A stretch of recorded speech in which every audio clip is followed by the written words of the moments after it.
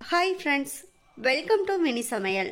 இன்றைக்கி நம்ம சேனலில் சூப்பரான டேஸ்ட்டில் மாவத்தல் குழம்பு எப்படி பண்ணுறதுன்னு தான் பார்க்க போகிறோம். பொதுவாகவே வத்தல் குழம்புனாலே எல்லாருக்குமே ரொம்ப பிடிக்கும். அதுவும் ஸ்பெஷலி மாவத்தல் குழம்பு இந்த மாதிரி ஒரு அட்டகாசமான டேஸ்ட்டில் செஞ்சால் தட்டு நிறைய சாதம் போட்டாலும் இன்னும் வேணும்னு கேட்டு வாங்கி சாப்பிட்ற அளவுக்கு ரொம்ப நல்ல ஒரு டேஸ்ட்டாக இருக்கும். எல்லாருக்குமே ரொம்ப பிடிச்ச இந்த மாவத்தல் குழம்பை எப்படி பண்ணுறதுன்னு பார்க்கலாமா?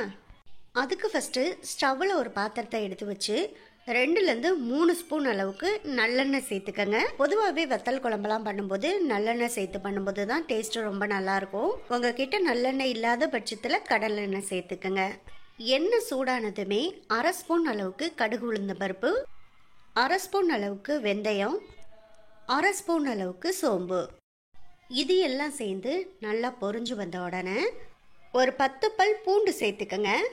கூடவே 2 காஞ்ச மிளகா, 1 கொத்து கருவேப்பிலை சேர்த்துக்கங்க. இப்போ இது எல்லாத்தையும் சேர்த்து நல்லா ஒரு முறை வதக்கி விட்டுக்கலாம். இப்போ பூண்டை நல்லா வதக்கியாச்சு. அடுத்ததான் இது கூட 15லேருந்து 20 சின்ன வெங்காயத்தை முழுசாக உரிச்சிட்டு சேர்த்துக்கங்க. வத்தல் குழம்பு பொறுத்தளவில் வெங்காயத்தை கட் பண்ணிட்டு சேர்க்குறத விட தோலை உரிச்சிட்டு முழுசாக அப்படியே சேர்த்து பாருங்கள், டேஸ்ட்டு ரொம்பவே நல்லாயிருக்கும். இப்போ வெங்காயத்தையும் நல்லா ஒரு முறை வதக்கி விட்டுக்கலாம். பாருங்கள், இப்போ வெங்காயமும் நல்லா வதங்கி வந்துருச்சு.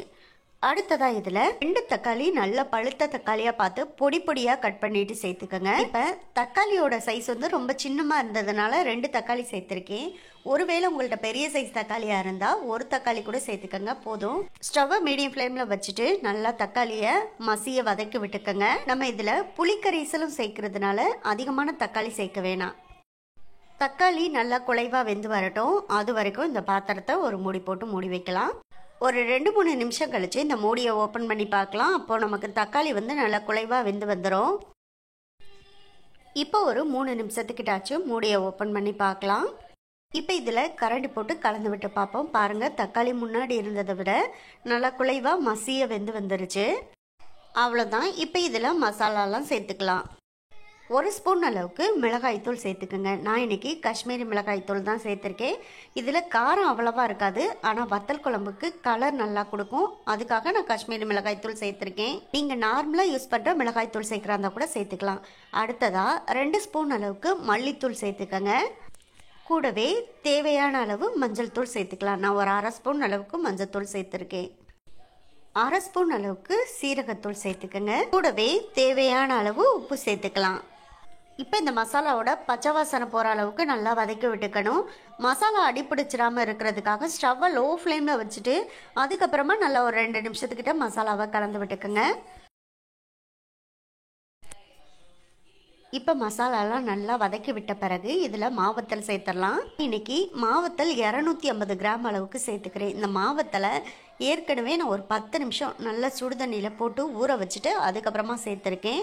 மாவத்தலை சும்மா வாஷ் பண்ணிவிட்டு அப்படியே டைரெக்டாக குழம்புல சேர்த்துட்டிங்கன்னா மாவத்தல் வெந்து வர்றதுக்கும் ரொம்ப நேரம் ஆகும். அது மட்டும் இல்லாமல் சாப்பிட்றதுக்குமே ரொம்பவே ஹார்டாக இருக்கும். ஆனால் சூடான தண்ணியில் ஒரு 10 நிமிஷம் போட்டு நல்லா ஊற வச்சுட்டு அதுக்கப்புறமா நீங்கள் குழம்புல சேர்த்து பாருங்கள், மாவத்தல் வந்து சீக்கிரமாகவே வெந்து வந்துடும். அதே சமயத்தில் சாப்பிட்றதுக்கும் நல்லா சாஃப்டாக டேஸ்ட்டாக இருக்கும். அடுத்ததாக இதில் புளிக்கரைசல் சேர்த்துக்கலாம். அதுக்காக நான் ஒரு சின்ன எலுமிச்சம்பழ அளவுக்கு புளி எடுத்திருக்கேன். இப்போ இதை கரைச்சிட்டு சேர்த்துக்கலாம். நீங்கள் குழம்புல சேர்த்துருக்க மாவத்தல் வந்து ரொம்ப புளிப்பானதுன்னா புளியை கொஞ்சம் கம்மி பண்ணி சேர்த்துக்கங்க. ஏன்னா மாவத்தல் வந்து நல்லா வெந்து வரும்போது அதில் உள்ள புளிப்புத்தன்மையும் குழம்புல இறங்கும்.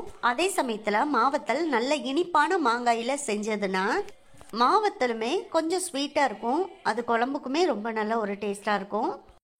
இப்போ புளிக்கரைசல் சேர்த்ததுக்கு அப்புறமா நல்லா ஒரு முறை குழம்ப கலந்து விட்டுக்கோங்க. குழம்பு நல்லா கொதிச்சு வரட்டும், அது வரைக்கும் நம்ம வெயிட் பண்ணலாம். இப்போ குழம்பு கொதிச்சிருச்சு, மூடியை ஓப்பன் பண்ணி பார்க்கலாம். பாருங்கள், குழம்பு நல்லா கொதிச்சு மேலே எண்ணெயெல்லாம் பிரிஞ்சு வந்துருச்சு. இப்போ ஒரு முறை நல்லா கரண்டி போட்டு கலந்து விட்டுக்கோங்க.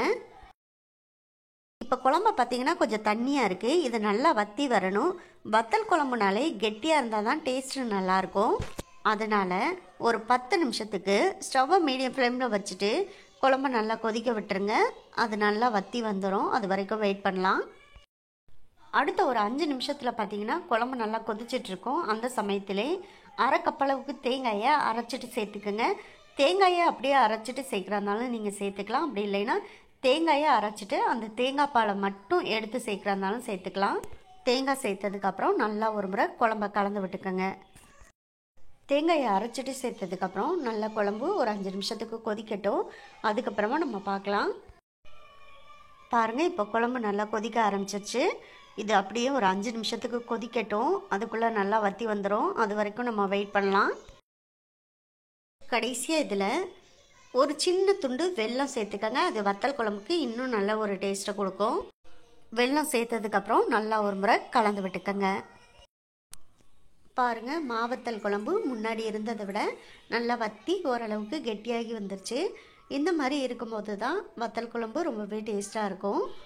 இதோடு நம்ம ஸ்டவ்வை ஆஃப் பண்ணிக்கலாம். இதே போல் நீங்களும் மாவத்தல் குழம்பு செஞ்சு ட்ரை பண்ணி பாருங்கள். ட்ரை பண்ணி பார்த்துட்டு எப்படி வந்துச்சுங்கிறத கமெண்ட் பாக்ஸில் சொல்லுங்கள். இந்த வீடியோ பற்றின கருத்துக்கள் ஏதாவது இருந்தால் அதை கூட நீங்கள் கமெண்ட் பாக்ஸில் சொல்லலாம். இந்த வீடியோ உங்களுக்கு பிடிச்சிருந்தா இந்த வீடியோவை லைக் பண்ணி நம்ம சேனலை மறந்துடாமல் சப்ஸ்கிரைப் பண்ணிக்கோங்க.